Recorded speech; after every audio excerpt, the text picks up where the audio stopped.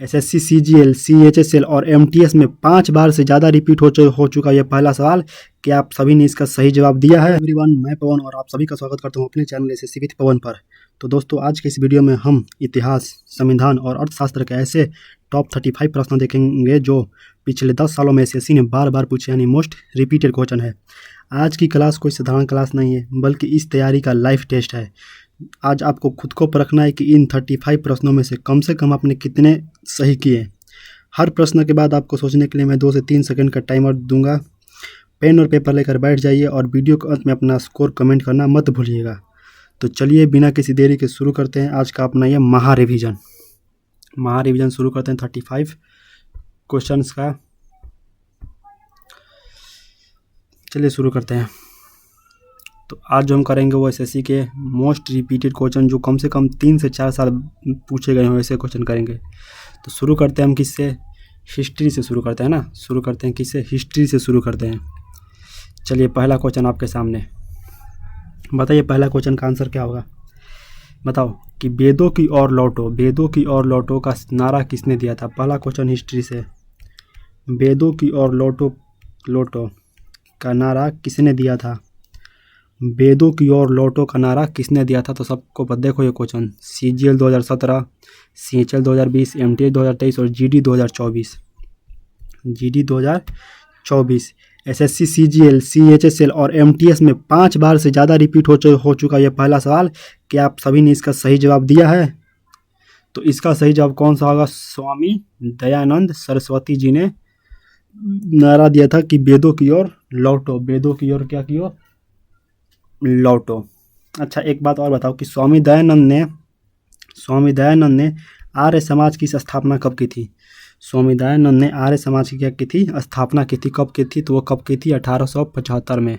1875 में उन्होंने आर्य समाज की स्थापना की थी। और कहाँ की थी? सबको पता है कहाँ की थी? मुंबई में की थी ना। मुंबई में की थी, जो पहले किस नाम से प्रसिद्ध था? तो बम्बई के नाम से प्रसिद्ध था। कब की थी? 1875 में। कहाँ की थी आर्य समाज की स्थापना? तो मुंबई में की थी। अगला क्वेश्चन, दूसरा क्वेश्चन देखते हैं कि किस मौर्य शासक को, बताओ दूसरा क्वेश्चन का आंसर क्या होगा? देखो सीजीएल 2026, देखो इसको थोड़ा हम हाईलाइट ही कर देते हैं, देखो ये देखो सीजीएल 2026, सीपीयू 2019, एमटीएस 2021 और सीएचएसएल 2023 का बहुत ही इंपॉर्टेंट क्वेश्चन है जो 4 बार पूछा गया। बताओ कि क्या होगा इसका आंसर? कि किस मौर्य शासक को अमित्रघात के नाम से जाना जाता है? किस मौर्य शासक को अमित्रघात के नाम से जाना जाता है? तो कौन से होंगे वो शासक? तो बिंदुसार को अमित्रघात के नाम से जाना जाता है। अच्छा, अमित्रघात का मतलब क्या होता है? पता है आपको अमित्रघात का मतलब क्या होता है? अमित्रघात का मतलब होता है ना कि जो शत्रुओं का क्या करता है? नाश करता है ना। जो शत्रुओं का नाश करता है, शत्रुओं का नाश करने वालों को अमित्रघात कहा जाता है ना। शत्रुओं का नाश करने वालों को अमित्रघात कहा जाता है। अच्छा, जो ये बिंदुसार है ना, बिंदुसार ये चंद्रगुप्त मौर्य जो है, चंद्रगुप्त मौर्य के पुत्र थे और सम्राट अशोक के पिता थे।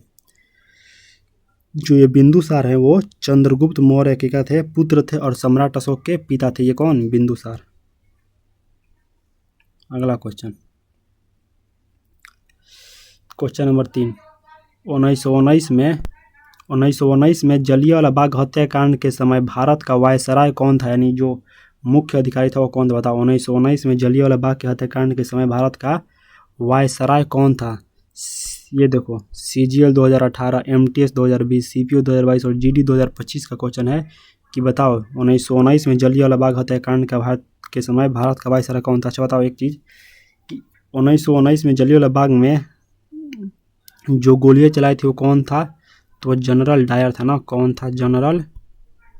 जनरल डायर ने चलवाई था ना। जनरल डायर ने गोलियां चलवाई थी जलियांवाला बाग में। जनरल डायर ने गोलियां चलवाई थी 13 अप्रैल 1919 को। अच्छा, ये जो विरोध हुआ था जलियांवाला बाग में वो किस कारण हुआ था? तो रोलेक्ट एक्ट के तहत यह क्या हुआ था? विरोध हुआ था। रोलेक्ट एक्ट के कारण ही यह विरोध हुआ था। और उस समय भारत का वायसराय कौन था? वायसराय उस समय कौन था? तो जो क्या थे? लॉर्ड जेम्स फोर्ड थे, वहीं थे भारत के उस समय के वायसराय। अगला क्वेश्चन बताओ कि जो प्रसिद्ध सांची स्तूप का निर्माण किस शासक ने करवाया था? सांची स्तूप का निर्माण किस शासक ने करवाया था? ये क्वेश्चन भी देखो CHL 2017, MTS 2019, CGL 2021 और CPO 2023 का क्वेश्चन है कि कितना इंपॉर्टेंट है। 4-4 साल पूछा गया सभी क्वेश्चन है। तो बताओ इसका आंसर क्या होगा, बताओ। बिंदुसार होगा, अशोक होगा, हर्षवर्धन होगा या फिर कनिष्क होगा। तो देखो सांची स्तूप का निर्माण किस राजा ने करवाया था? तो किसने? तो अशोक ना, सम्राट अशोक ने इसका निर्माण करवाया था। देखो अच्छा, सांची स्तूप है कहाँ? सांची स्तूप कहाँ है? तो मध्य प्रदेश में ना। सांची स्तूप है कहाँ? सांची स्तूप मध्य प्रदेश के एक जिला है जिसका नाम है क्या? रायसेन। रायसेन जिला में क्या है? स्थित है। और अच्छा बताओ, सांची का स्तूप भारत के किस नोट पर है? सांची का स्तूप भारत के 200 रुपए के नोट पर है ना। सांची का स्तूप भारत के 200 रुपए के नोट पर है। दिल्ली सल्तनत के किस सुल्तान ने सजदा और पाबोस प्रथा की शुरुआत की थी? दिल्ली, बताओ क्या होगा इसका आंसर? CGL 2015, CHSL 2028, MTS 2022 और CPO 2024 का बहुत ही ज़्यादा इंपॉर्टेंट क्वेश्चन है कि दिल्ली सल्तनत के किस सुल्तान ने सजदा और पाबोस प्रथा की शुरुआत की थी? क्वेश्चन नंबर 5 का आंसर बताओ क्या होगा? तो क्या होगा? गयासुद्दीन बलबन ने इसकी क्या की थी? प्रथा की शुरुआत की थी, सजदा और पाबोस की। अगला क्वेश्चन 6 नंबर, किस कांग्रेस अधिवेशन में पहली बार पूर्ण स्वराज की मांग की गई थी? बताओ किस कांग्रेस अधिवेशन में मांग की गई थी पूर्ण स्वराज की? CGL 2019, CHSL 2021, CPO 2023 और GD 2024। हर क्वेश्चन 4-4 बार आया है आपके एग्जाम में। बताओ किस कांग्रेस अधिवेशन में पहली बार पूर्ण स्वराज की मांग की गई थी? किस कांग्रेस अधिवेशन में? तो जो आपका लाहौर अधिवेशन था ना, लाहौर अधिवेशन कब हुआ था? 1929 में। उसमें पहली बार पूर्ण स्वराज की मांग की गई थी। अच्छा बताओ, इस ऐतिहासिक अधिवेशन जो मतलब हमारा ये अधिवेशन था पूर्ण स्वराज का, जो लाहौर अधिवेशन हुआ था, उसके मत अध्यक्ष कौन थे? तो पंडित नेहरू थे ना। पंडित नेहरू जी थे। पंडित नेहरू जी थे इसके अध्यक्ष थे। कौन? पंडित नेहरू जी। अच्छा, पूर्ण स्वराज मनाया कब जाता है? पूर्ण स्वराज मनाया कब जाता है, क्या आप सबको पता है? तो पूर्ण स्वराज कब मनाया जाता है?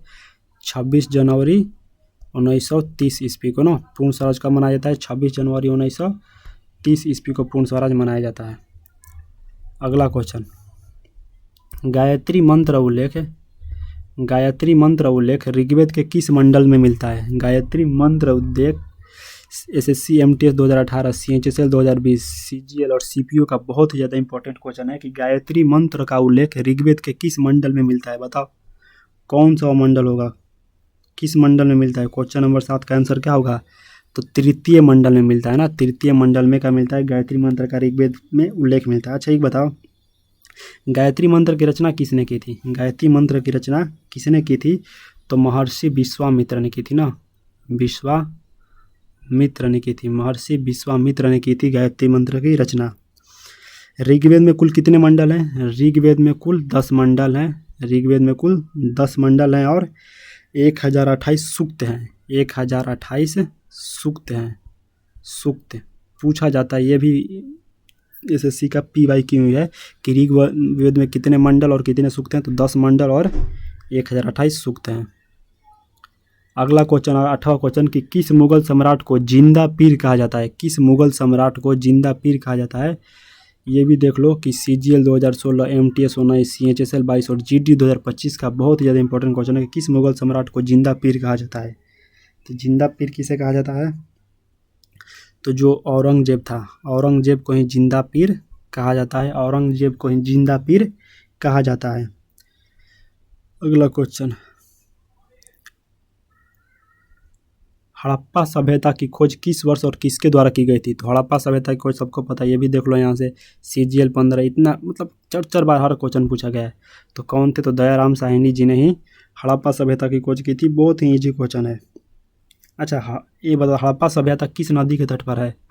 जो हड़प्पा है, वो हड़प्पा जो है वो किस नदी के तट पर है? किस नदी के तट पर है? तो रावी नदी ना। रावी नदी के तट पर है। कौन? हड़प्पा सभ्यता की खोज कहाँ की गई थी? तो रावी नदी के तट पर की गई थी। चलो अगला क्वेश्चन देखते हैं। राजन तंगेड़ी पुस्तक के लेखक कौन है जिसमें कश्मीर का इतिहास है? CGL CHSL 2019, MTS 2021, CGL 2023 और GD 2024 का क्वेश्चन है कि राजत रंगीड़ी पुस्तक के लेखक कौन है? बताओ ऑप्शन कौन सा होगा 10 का। 10 का ऑप्शन बताओ कौन सा होगा? तो कल्हड़ ना, कल्हड़ ने की थी इसकी खोज। कल्हड़ ने की थी किसकी? राजत रंगड़ी पुस्तक की खोज की थी किसने? कल्हड़ ने। अच्छा, राजत रंगड़ी का अर्थ क्या होता है ये बताओ। राजत रंगड़ी जो यहाँ पे दिया गया है इसका अर्थ होता क्या है? बताओ राजत रंगड़ी का अर्थ यहाँ पर होता क्या है? देखो तो जो राजत रंगड़ी का अर्थ होता है ना क्या होता है बताओ? वो राजत रंगड़ी का अर्थ क्या होता है? तो देखो राजत रंगड़ी का अर्थ होता है राजाओं की नदी। राजाओं की नदी, राजाओं की नदी होता है राजत रंगड़ी का अर्थ। राजाओं की नदी होता है राजत रंगड़ी का अर्थ। चलो आगे देखते हैं। बताओ 10 नंबर हो गए ना। अगला क्वेश्चन 11 नंबर कि 1857 के विद्रोह के समय भारत का गवर्नर जनरल कौन था? बहुत ही ज़्यादा important question. CGL 2017, CPO 22, MTS 2022 और CHSL 2024 का बहुत ही ज़्यादा क्वेश्चन है कि 1857 के विद्रोह के समय जो भारत का गवर्नर जनरल था बताओ कौन था?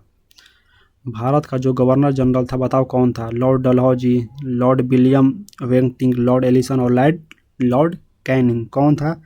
तो उस समय जो गवर्नर जनरल था कौन था? वो लॉर्ड कैनिंग था ना। लॉर्ड कौन था? लॉर्ड कैनिंग था। अच्छा, लॉर्ड जो कैनिंग था ना वो 1857 में जब विद्रोह हुआ था, 1857 का जो विद्रोह हुआ था उसका ये भारत का ये पहला क्या था? वायसराय था। समझ गए? पहला वायसराय था। और इस विद्रोह की जो शुरुआत हुई थी ना वो 10 मई 1857 को हुई थी ना। 10 मई 1857 को हुई थी। याद रखना कहाँ से हुई थी? तो मेरठ से हुई थी। मेरठ से इस विद्रोह की शुरुआत हुई थी 10 मई 1857 को। मेरठ से शुरुआत हुई थी और इसका गवर्नर जनरल कौन था भारत का? लॉर्ड कैनिंग था। अगला क्वेश्चन हिस्ट्री का कि अस्थाई बंदोबस्त प्रणाली भारत में किसने लागू की?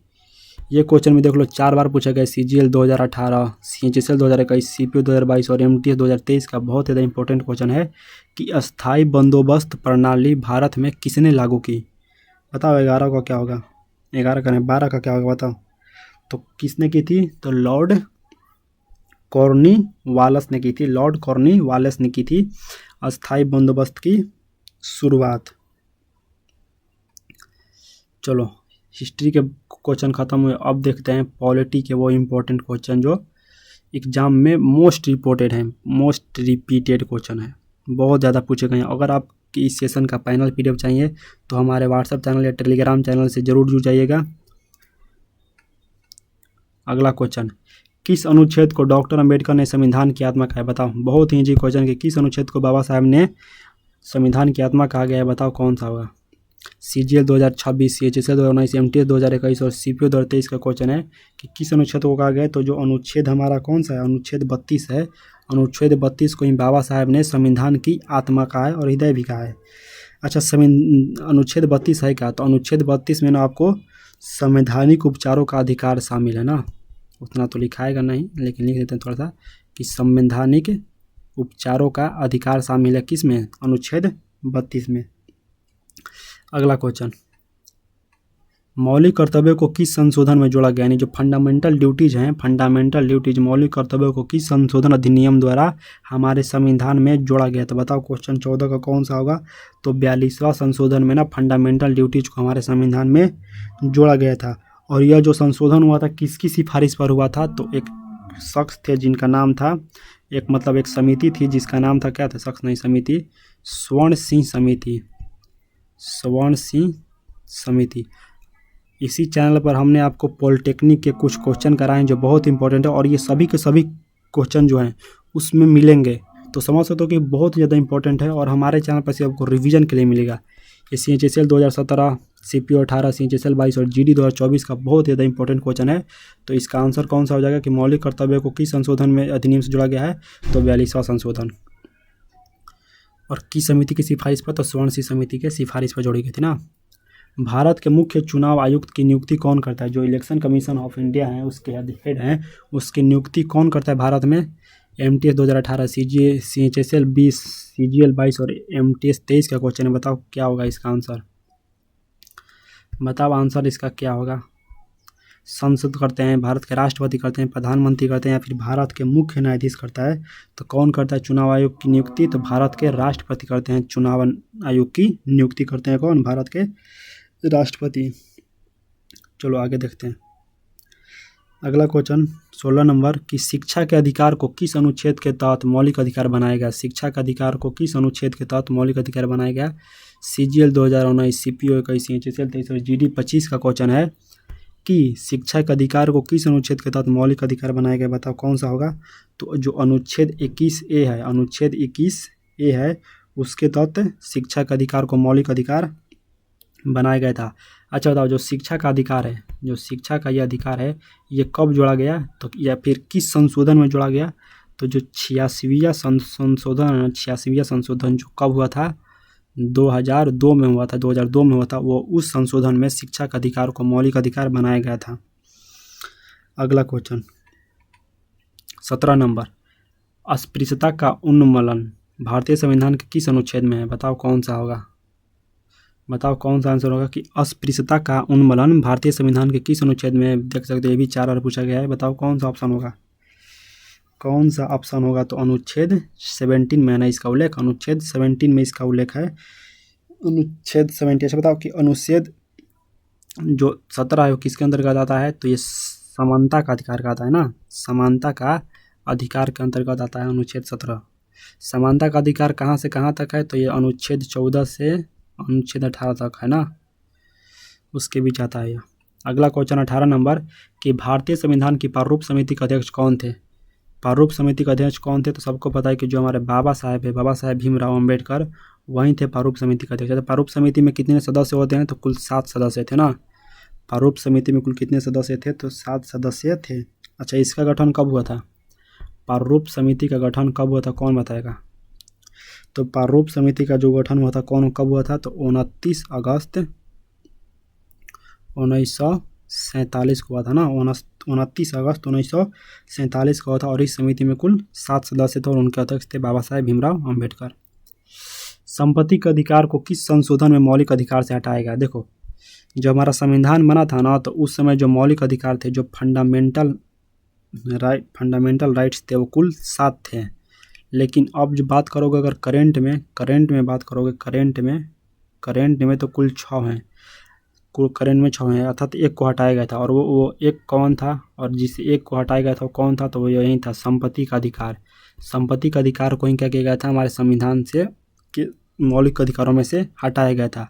तो कौन सा संशोधन था? किस संशोधन से हटाया गया था संपत्ति का अधिकार को?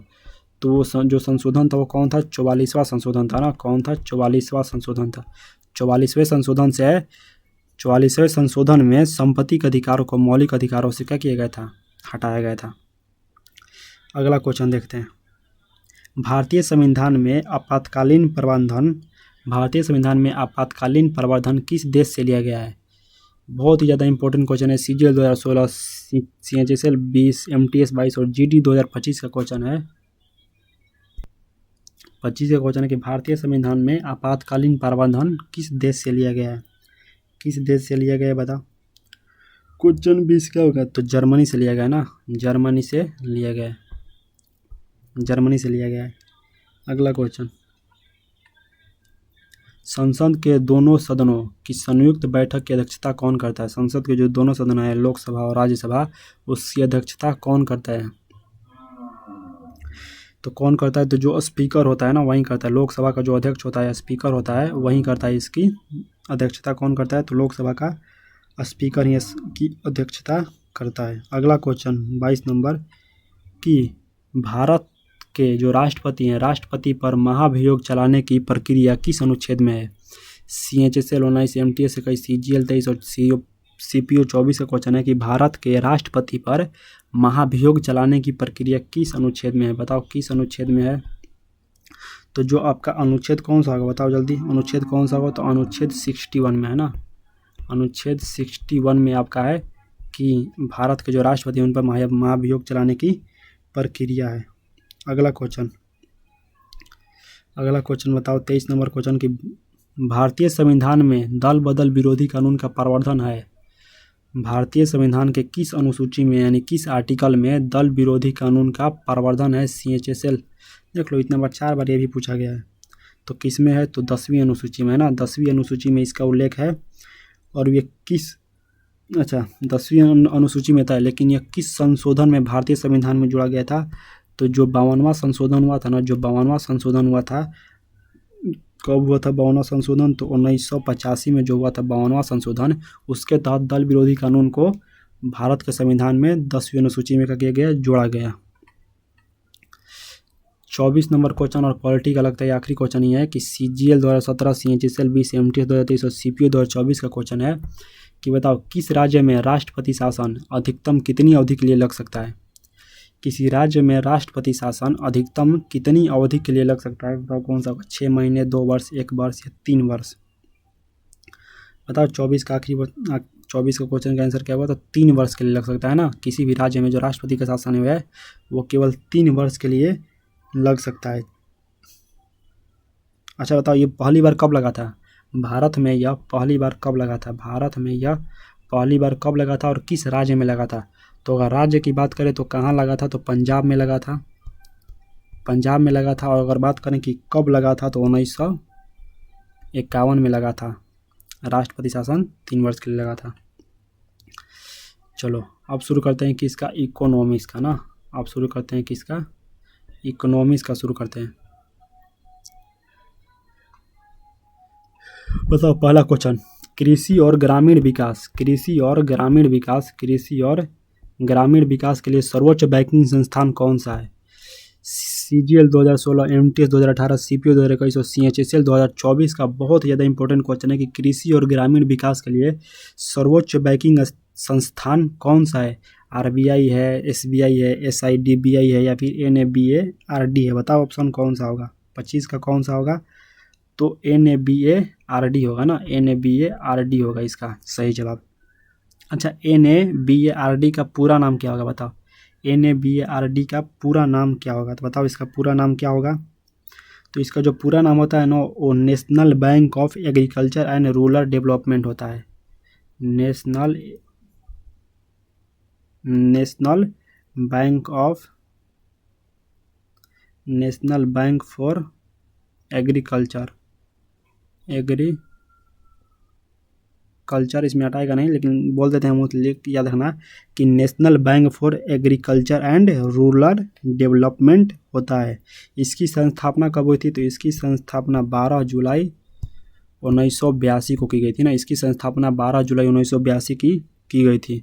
तो कृषि और ग्रामीण विकास के लिए सर्वोच्च बैंकिंग संस्थान कौन थे? NABARD। इसका फुल फॉर्म क्या होता है? तो national bank for agriculture and rural development. स्थापना कब की गई? तो 12 जुलाई 1982 ईस्वी को।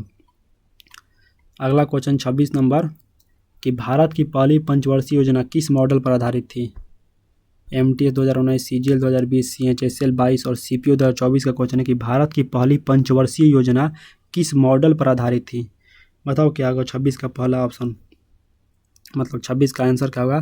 तो हेराल्ड डोमार मॉडल ना, हेराल्ड डोमार मॉडल पे क्या थी? आधारित थी भारत की पहली पंचवर्षीय योजना।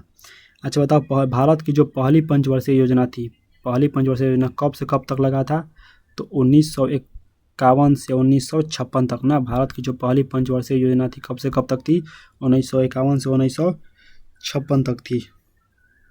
क्वेश्चन नंबर 27, प्रच्छन्न बेरोजगारी जिसे छिपी हुई बेरोजगारी भी कहा जाता है ना, प्रच्छन्न बेरोजगारी जिसे छिपी हुई बेरोजगारी भी कहा जाता है, मुख्य रूप से किस क्षेत्र में देखने को मिलता है? मुख्य रूप से किस क्षेत्र में देखने को मिलता है? बताओ। 5 बार पूछा गया क्वेश्चन है। CGL 15, CHSL 18, MTS 23, GD 25 में पूछा क्वेश्चन है कि छिपी हुई बेरोजगारी मुख्य रूप से किस क्षेत्र में देखने को मिलती है? तो कृषि क्षेत्र में देखने को मिलती है हमारी छिपी हुई बेरोजगारी। अगला क्वेश्चन 28 नंबर कि भारत में राष्ट्रीय आय का आकलन सबसे पहले किसने किया था? भारत में राष्ट्रीय आय का आकलन सबसे पहले किसने किया था? तो किसने किया था भारत में राष्ट्रीय आय का आकलन? तो सबको पता है कि जो हमारे नौरोजी भाई हैं, दादा भाई जो नौरोजी हैं, उन्होंने ही पहली बार इसकी क्या की थी? आकलन की थी राष्ट्रीय आय की।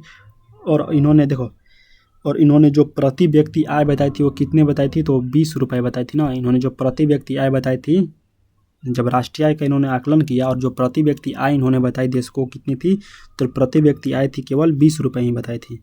और इन्हें grand old man of India भी कहा जाता है ना, दादा भाई नौरोजी को grand old man of India भी कहा जाता है, grand old man of India भी कहा जाता है दादा भाई नौरोजी को। अगला क्वेश्चन, वस्तु एवं सेवा कर जीएसटी भारत में किस वर्ष लागू हुई थी? देखो जीएसटी क्या होता है, वस्तु एवं सेवा कर ग्रॉस जो होता है आपका भारत में किस वर्ष लागू हुआ था? 1 अप्रैल 2016, 1 जुलाई 2017, 1 जनवरी 2017 या फिर 1 अप्रैल 2018? कब लागू हुआ था बताओ जीएसटी? तो सीजीएल 2018, सीएचएसएल 20, एमटीएस 22 और जीडी 2024 का क्वेश्चन बताओ कि कौन सा आंसर होगा? बताओ इसका कौन सा आंसर होगा, बताओ कौन सा आंसर होगा? तो किस वर्ष लागू हुई थी जीएसटी? जीएसटी किस वर्ष लागू हुई थी? तो 2017 में लागू हुई थी, 2017 में लागू हुई थी। और किस वर्ष? तो 1 जुलाई 2017 को यह कहा हुई थी जीएसटी लागू हुई थी। जीएसटी जो है ना एक इनडायरेक्ट टैक्स है, अप्रत्यक्ष कर है, जो 101वें संशोधन में हमारे संविधान में लागू किया गया था। 101वें संविधान में हमारे संविधान में लागू किया गया था। भारत में सबसे पहले जीएसटी किस राज्य में लगा? तो वो था असम। किस में लगा? तो वो था असम। असम राज्य में भारत में पहली बार जीएसटी लगा था। अगला क्वेश्चन 30 नंबर की, आरबीआई का राष्ट्रीयकरण किस वर्ष हुआ था? आरबीआई का राष्ट्रीयकरण किस वर्ष हुआ था? आरबीआई का राष्ट्रीयकरण किस वर्ष हुआ था? तो 1949 में आरबीआई का राष्ट्रीयकरण हुआ था, भारतीय रिजर्व बैंक का राष्ट्रीयकरण हुआ था। अच्छा, एसबीआई की स्थापना कब हुई थी?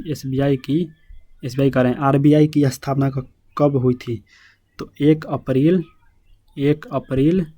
1900 कितना में 35 था शायद, 1935 ही था। 1 अप्रैल 1935 ईस्वी को ही आरबीआई की स्थापना की गई थी। किसके सिफारिश पर की गई थी? तो हिमल्टन यंग कमीशन की सिफारिश पर की गई थी।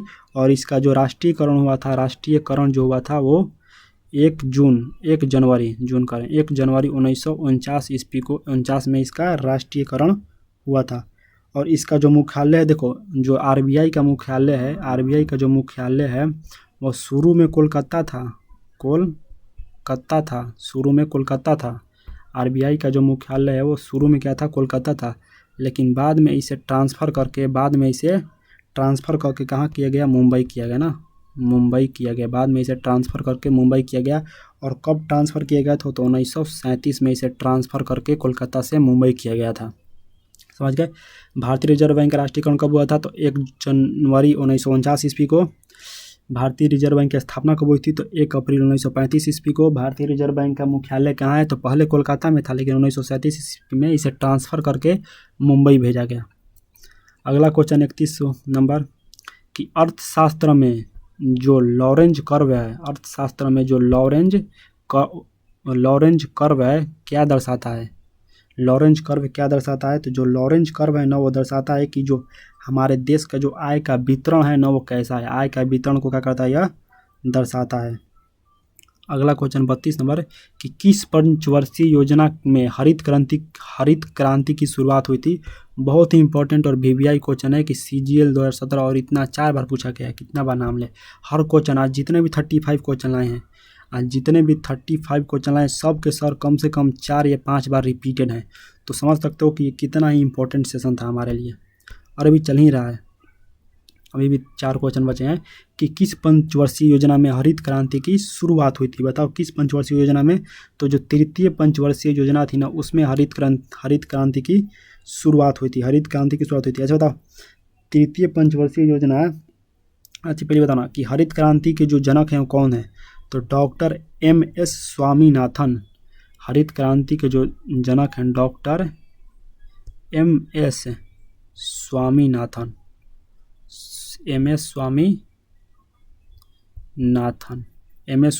है ना, डॉक्टर MS स्वामीनाथन है। हरित क्रांति में सबसे ज़्यादा क्या उगाया जाता है? तो गेहूं और चावल फसल को उगाया जाता है हरित क्रांति में सबसे ज़्यादा। 33 नंबर क्वेश्चन कि मानव विकास सूचकांक HDI किसके द्वारा जारी किया गया था? तो मानव विकास सूचकांक जो है किसके द्वारा जारी किया गया था? सबको पता है कि UNDP द्वारा जारी किया गया था ना। UNDP का फुल फॉर्म क्या होता है? तो यूनाइटेड नेशन डेवलपमेंट प्रोग्राम है ना। यूनाइटेड एन से नेशनल, डे से डेवलपमेंट और P से प्रोग्राम। अगला क्वेश्चन 34 नंबर कि मुद्रा स्थापित और मंदी दोनों एक साथ हो उसे क्या कहा जाता है? मुद्रास्फीति और मंदी दोनों एक साथ हो उसे क्या कहता है? CGL 2015, CPO 18 और CHSL 22 और MTS 2024 का बहुत ही ज़्यादा इंपॉर्टेंट क्वेश्चन है। बताओ क्या होगा? तो स्टैगफ्लेशन कहा जाता है ना उसको स्टैगफ्लेशन कहा जाता है, उसको स्टैगफ्लेशन कहा जाता है। यह किसी भी देश की अर्थव्यवस्था के लिए क्या है? बहुत ही खतरनाक स्थिति है। जो स्टैगफ्लेशन है यानी जो मंदी है, किसी भी देश के लिए बहुत ही खतरनाक स्थिति है, क्योंकि इसमें जो महंगाई होती है ना वो बढ़ जाती है और बेरोजगारी भी वो क्या होती है, वो भी बढ़ जाती है। यानी महंगाई और बेरोजगारी दोनों एकदम उच्च स्तर पर क्या हो जाते हैं, दोनों बढ़ जाते हैं। समझ गए? अगला क्वेश्चन और आखिरी क्वेश्चन है कि बैंक दर को कौन निर्धारित और नियंत्रित करता है? बताओ बैंक दर को कौन निर्धारित और नियंत्रित करता है? बहुत ज़्यादा इंपॉर्टेंट क्वेश्चन ये भी है कि जो बैंक रेट है उसको कौन निर्धारित और नियंत्रित करता है? तो कौन करता है? तो सबको पता है RBI करेगा ना। कौन करेगा? RBI करेगा, भारतीय रिजर्व बैंक करेगा ना, भारतीय रिजर्व बैंक करता है। चलो आगे देखते हैं। देखो तो अभी हमने आपको 35 क्वेश्चन करा दिए। कुल कितने क्वेश्चन हमने आपको कराए? 35 क्वेश्चन ना। अभी हमने आपको कितने कराए? कुल 35 क्वेश्चन कराएं। 35 क्वेश्चन कराएं जो कम से कम 4 या 5 एग्जामों में बार बार पूछे जाते हैं। वैसे हमने आपको 35 क्वेश्चन कराएं। अब देखो, अब यहाँ से हम आपको 5 क्वेश्चन का दे रहे हैं, होमवर्क दे रहे हैं। अब यहाँ से हम आपको 5 क्वेश्चन होमवर्क दे रहे हैं। देखो पहला क्वेश्चन, यहाँ से देखो ये पहला क्वेश्चन, दूसरा क्वेश्चन, तीसरा क्वेश्चन, चौथा क्वेश्चन और 5 क्वेश्चन। यहाँ से आपको 5 क्वेश्चन दे रहे हैं और पाँचों क्वेश्चन, ये क्वेश्चन भी देख लो, ये भी बहुत ज़्यादा इंपॉर्टेंट ही है। क्यों इंपॉर्टेंट है? देखो कितनी बार पूछा गया है। CGL 2018, MTS 21, GD 24, CHSL, मतलब हर एग्जाम जो है ना वो 4-4 बार इसमें भी पूछा गया है। इसमें भी क्या है, 4-4 बार पूछा गया है। तो ये 5 क्वेश्चन आपको होमवर्क दे रहे हैं, होमवर्क जरूर बनाइएगा और कमेंट करिएगा। तो साथियों ये थे आज के वो 35 ब्रह्मास्त्र प्रश्न जो आपकी परीक्षा में सबसे ज़्यादा जरूरी है। अब बारी है आज के होमवर्क की, जो मैंने आपको दे दी है। स्क्रीन पर जो ये 5 प्रश्न आपको दिख रहे हैं आज का होमवर्क है, ये प्रश्न थोड़े घुमावदार हैं, मतलब थोड़े ट्रिकी हैं। तो उम्मीद करता हूँ कि आप सभी इनका जरूर सही जवाब दीजिएगा। नीचे कमेंट बॉक्स में इसका आंसर दीजिएगा। जो भी छात्र इन 5 प्रश्न का बिल्कुल सही उत्तर देगा और सबसे पहले देगा, उसका नाम और उसका नाम मैं कमेंट में पिन कर दूंगा। अगर आपको आज की क्लास सच में कुछ नया सीखने को मिला हो और अपनी तैयारी को पहली बार में क्रैक करना चाहते हैं तो इस वीडियो पर एक प्यारा सा लाइक कर दें और साथ ही अपने दोस्तों के साथ इसे शेयर कर दें। और इस पूरी क्लास की सॉल्व्ड PDF चाहिए प्रैक्टिस करने के लिए तो हमारे टेलीग्राम चैनल से जरूर जुड़ जाइएगा, जिसका नाम SSC विद पवन है, या फिर मैं उसका लिंक जो है आपके डिस्क्रिप्शन में दे दूंगा, चैनल में दे दूंगा, वहाँ से आप जुड़ जाइएगा। अगर हमारे चैनल पर नए हो तो सब्सक्राइब के बटन को दबाना मत भूलेगा। अगली धमाकेदार क्लास में आप सबका स्वागत है। तब तक ले जय हिंद, वंदे मातरम। पढ़ते रहिए, हंसते रहिए।